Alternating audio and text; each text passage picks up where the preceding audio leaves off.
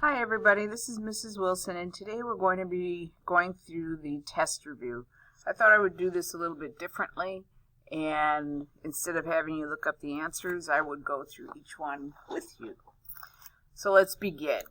In the preamble, who ordains and establishes this Constitution for the United States of America? And our founding fathers, James Madison in particular, the father of the Constitution, was very specific to put in three big words so everybody could see it, that we the people of the United States are the ones that have ordained and established the Constitution for. So it's done for us, you and me, we the people. An amendment for number 2, what is an amendment? Or define amendment. An amendment is a change to the Constitution. So we talked about the Bill of Rights. The first 10 amendments are changes to the Constitution. In all, there have been 27 changes or amendments added to the Constitution. The main goals and principles of the Constitution can be found in this tiny little introductory paragraph to the Constitution called the Preamble. Number 4, what are the first 10 amendments to the Constitution? And I already said that earlier. It is the Bill of Rights. And of course, at any time, stop this video so you can take time to record the answers on your document. Number 5, a blank is an example of due process. So due process allows people to make sure they have a fair trial, and that's everybody that's entitled to due process. And an example of that is a fair trial. So a fair trial is an example of due process. Number 3, the president can limit the power of Congress with this.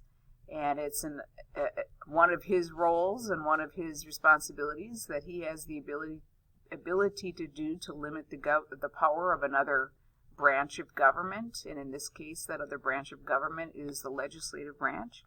And he has the ability to veto legislation that is presented to him. And of course, the Congress can in turn take that veto and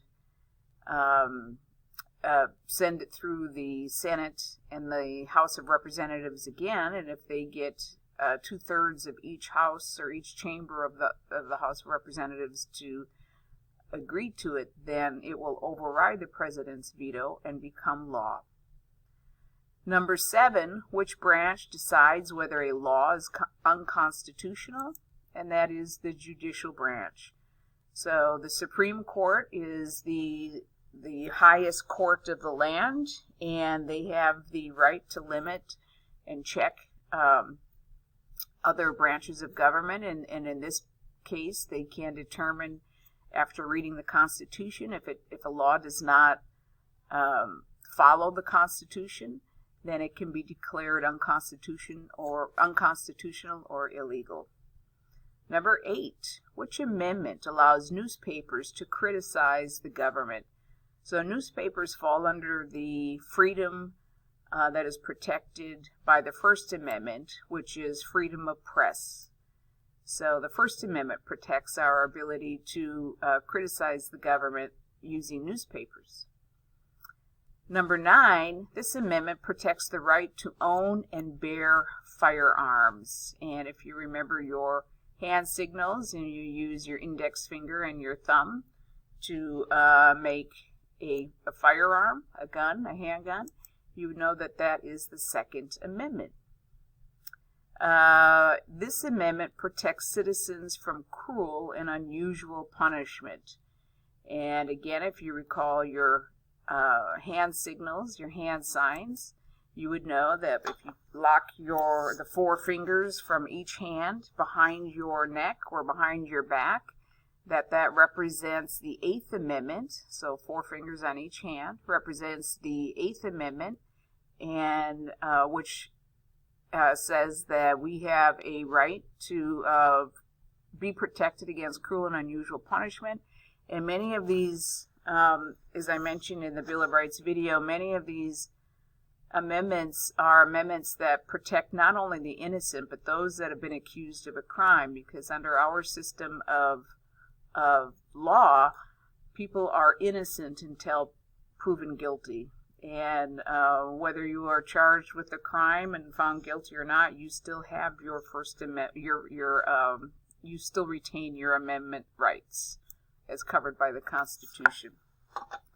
Number 7, using a vocabulary word, what would be the correct title for the chart? So we have a chart here that says legislature passes laws, executive carries out the laws, and the court interprets the laws. What this really is, very simply, is an illustration showing what each separate and individual or unique roles and responsibilities are for each branch of government. And so when we talk about the separate and unique responsibilities for each branch of government, we're talking about separation of powers. They each have their own separate and unique branch of government, or of power. All right, so number 12. This branch of government has the power to declare war, and that branch is the legislative branch. It is not the president, it is Congress, 535 lawmakers in Congress. War is a pretty big deal, and you don't want somebody to have so much power, one person to have so much power that they can declare war all by him or herself, and that something of that seriousness should be voted on by 535 lawmakers, not just one individual. So the legislative branch is the branch that can declare war. Number 13, which branch of government makes laws? And again, hopefully by now you know that that is the legislative branch. Number 14, which branch of government carries out laws? Another way of saying that is enforces laws, and that is the executive branch. And 15, this branch of government is the branch that was given power by our founding fathers to sign treaties, and that is the executive branch, or the president. All right, and finally on our last page, number 16, name the government agency that fulfills the phrase, provide for the common defense, that is found in the preamble. And there were several different examples that you listed in your preamble analysis that you did, let's see, that was last week. And so the armed forces are another way of saying the 4 different branches of government. So we have the Army, the Navy, which also includes the Coast Guard, the Marines, and the Air Force. And collectively, those branches of military are called the armed forces. Number 17, name 4 government agencies that fulfill the phrase ensure domestic tranquility as found in the preamble. So domestic means at home, and tranquil means peaceful. So there's different agencies that help maintain peace at home or in the environment, for example. So let's look at them. One is the National Guard. Another one is the Federal Bureau of Investigation, or the FBI. The third one is the National Park Service. Protects our national parks and our wild, unsettled land, and protects all of its resources. And finally, the Environmental Protection Agency, also known as the EPA. Number 18. Whoops, I released that before I was ready. But the Food and Drug Administration is the government agency that, according to the preamble, will promote the general welfare. So the Food and Drug Administration promotes the general welfare of our population. We'll actually talk more about that in later on when we get into the the 20th century. All right, number 19, name the power that is shared by both the state and state and national governments. And one thing that both governments can do, and this was the Venn diagram that you filled out on Monday of this week, and one thing that both state and national governments share is collecting taxes. That should just say taxes there, but that's okay. So collecting taxes, and the shared power between state and national governments is also known as federalism. Number 20, this power can only be done by state governments. And I gave some examples of issuing different types of licenses, marriage license, hunting, fishing, a driver's license, of course. These are all examples of different things that is left to the states to do. This power can only be done by the national government. So only the national or federal government is able to print money, not each individual state, but the national or federal government. Number 22, my kids in class will be circling the right answer, but you'll be actually writing the right answer on here. Circle the right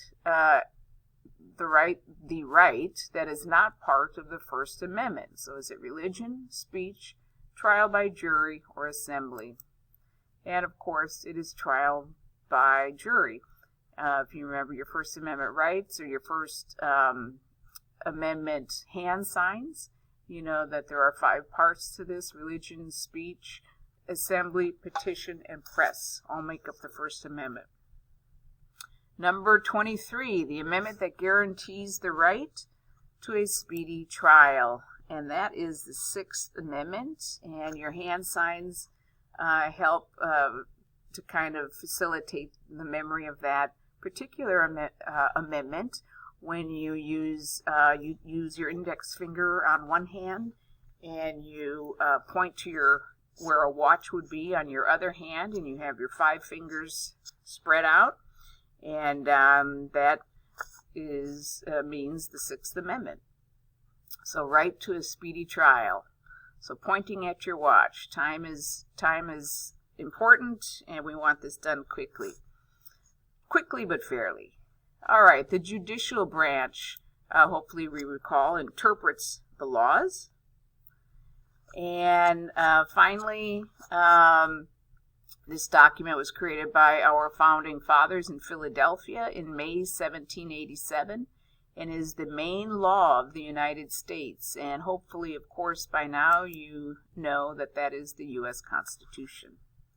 If you have any questions at all whatsoever about the test review, let me know, message me, and understand that this, the U.S. Constitution and this entire, the past 2 tests that you have taken, this one and then the one before it on the Constitutional Convention, are really the hardest tests of the whole year. So please take time to study and remember the different facts about the U.S. Constitution. Take care.